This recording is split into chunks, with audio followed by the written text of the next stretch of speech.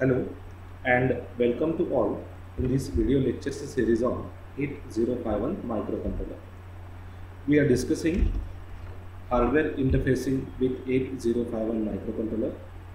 In some of our previous video sessions, we had discussed how to interface relay module with 8051 microcontroller, then 0804 ADC interfacing, 0808 again ADC interfacing, and at last we have seen the DAC, that is digital to analog converter interfacing with 8051 microcontroller.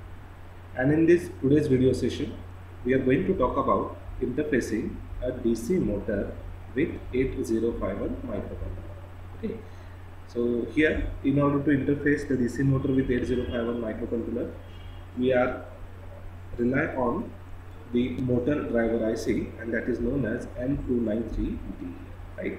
So we are going to discuss the logic to interface the DC motor with 8051 microcontroller. In the sense, we are much more going to talk about how to interface the DC motor with 8051 microcontroller through this motor driver IC, that is M293D. So let's begin. So when we talk about the DC motor interfacing with 8051 microcontroller, as we know that the maximum output current of microcontroller pin is 15 milliampere at plus 5 volt supply. Okay, means a single port pin, that is from whatever this P M dot N is there with us. So from that, where M is equal to 0 to 3 and N is equal to 0 to 7. Okay, all these pins are capable to provide the current of 5 milliampere at what? At voltage plus 5 volt, right? So the power requirement for most of the DC motor is out of reach of the microcontroller, right? Means in order to drive this DC motor efficiently by this microcontroller, whatever the current that supplied is not enough. Okay, so that power requirement for the most of the DC motor is out of the reach of this simple what we call the microcontroller. Okay, so the back EMF, that is electromotive force, that may or that is generally generated during this motoring action in DC motor, will produce the damage, or whatever this back EMF that produced by the motor may going to damage the microcontroller board here. So to overcome this, it is not good to interface DC motor directly with 8051 microcontroller. For example, say this is my DC motor and I am going to interface directly this with the 8051 microcontroller, right? The certain limitations are there. What is the first limitation? The current requirement, right? So the current requirement for the DC motor is not fully satisfied directly by this 8051 microcontroller. And even when if we try to do the same, right, whatever the back EMF that generated by this motor is going to damage or may going to damage the 8051 microcontroller board. So we can't, or it is not good practice to directly interface this DC motor with 8051 microcontroller.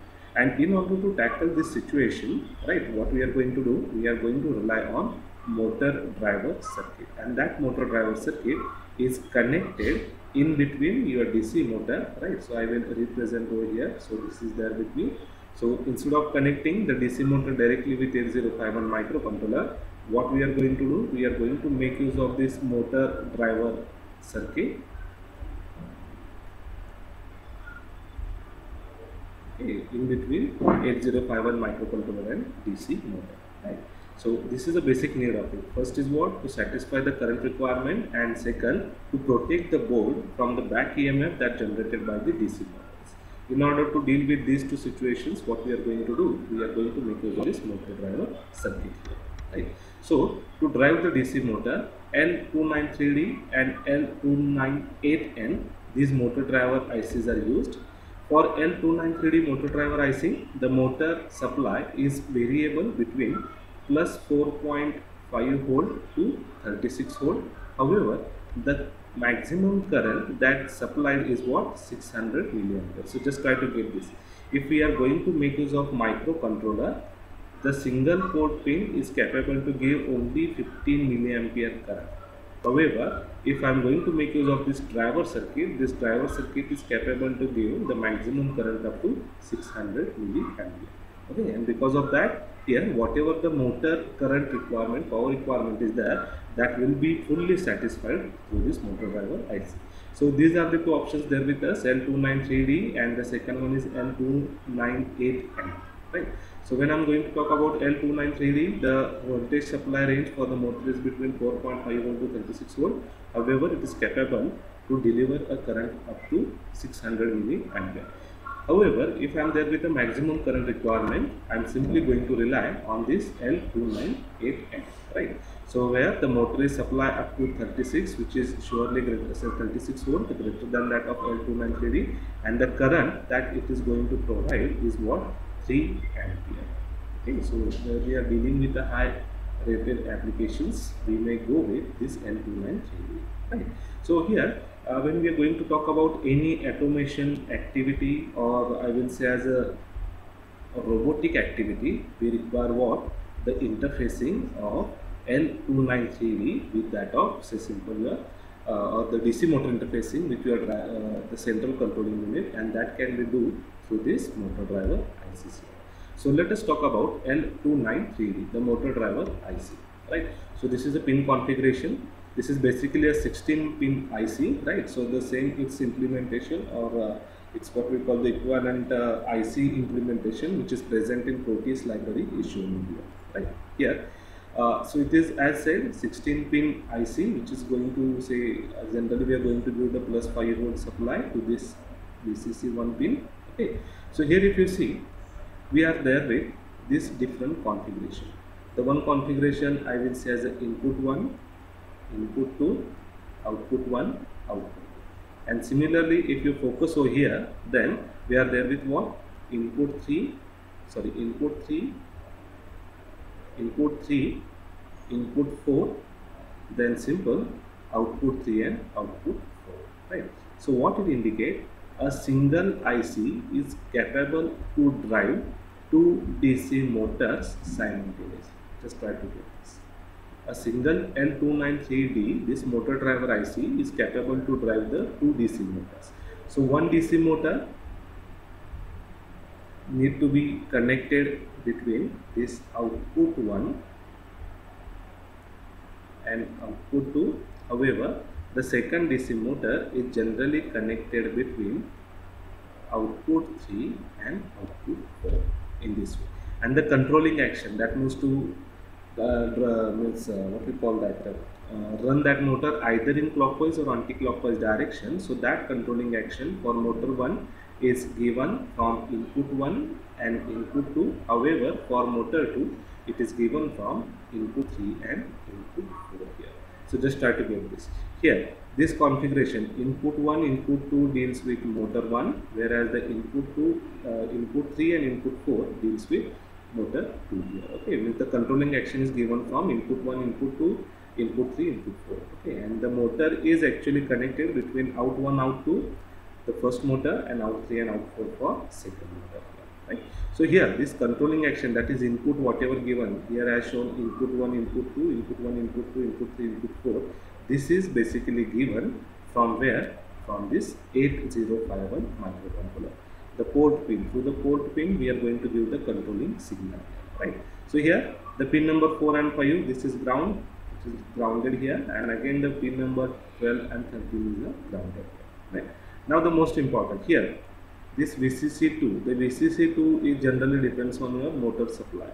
Generally, if you are going to make use of the plus 12 volt DC plus 12 volt DC motor, this VCC2 pin is supplied with plus 12 volt. However, the VCC1 is going to work as biasing for this IC, which is generally connected to plus 5 volt here, right? Okay, so this is a generalized configuration. Now the most important one, that is what enable 1, 2 and enable 3, 4. Enable 1, 2 means what? In order to enable the input 1 and 2, enable 3, 4 means what? Enable input 3 and 4, right? So even though if I am going to give the proper connections here, means I am going to say make this pin 1, this pin 0, this pin 1 and this pin 0, right? Both these motors are supposed to run in clockwise direction. So even though if I am going to provide a proper signals here, the voltage level here, unless and until this enable pin are made high, right here, the motor won't run. Means simple, to enable the input, generally the pin number 1 and pin number 9 is used, which is nothing but what your EN1 and this EN2, and you may connect this to 8051 microcontroller and directly make this pin high, or directly connect this to plus 5 volt supply, which is seems to be like a best practice. Always connect directly this to plus 5 volt supply. Okay. So when I am going to talk about this L293D, the L293D is a H-bridge motor driver IC. This IC works based on the concept of H-bridge. Okay. So the H-bridge is a circuit which allows the voltage in either direction to control the motor direction. Right? So there are 4 inputs, just we have studied. The motor direction depends on the logic input applied to this pin, means the way in which we are going to give. Suppose here this pin, this signal is equal to 0, this is 0, means I will write here, say this is my input 1, which is going to input 1 and input 2 going to control motor direction of first motor, say for M1, and for M2 suppose here the input 3 and input 4 is there. Okay, so when I am going to talk about it, when both are equal to 0, the motor is there into idle state, means they are into stop state. Okay, so I will say here this is what simple the stop. When the input 1 is high and input 2 is 0, the motor works or run in clockwise direction. However, if this bit is equal to 0, this bit is 1, it is going to work in anti-clockwise direction, and here if I am going to make is 1, this is in the idle mode, means it is same as that of your simple your stop condition, right? So this is very much important to control the direction. If you want to run the motor in forward direction, make the input 1 high, input 2 low. If you want to run the motor in anti-clockwise direction, make the input 1 low and input 2 high, and the same is true here. So 0 0, this is stop, 1 0 clockwise direction, 0 1 anti-clockwise direction, 1 1 again the stop. That is what the right. And as simply said, the EN1 and EN2 must be high to drive these two signals. Okay. So this is what we call as the generalized implementation of your L293D. So let us consider one simple example. Right. So this is my interfacing diagram.